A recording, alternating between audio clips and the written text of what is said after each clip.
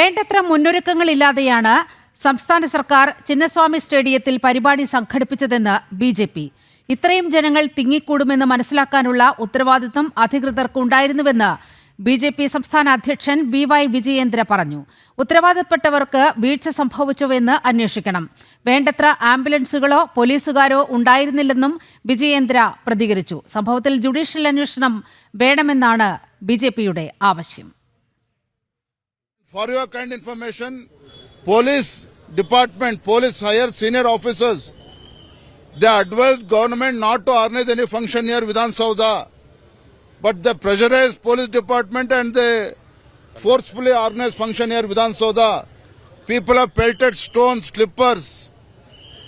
Luckily, no tragedy has taken place near Vidhan Saudha. But whereas Chinnaswamy Stadium, is it not a responsibility of the state government to be prepared?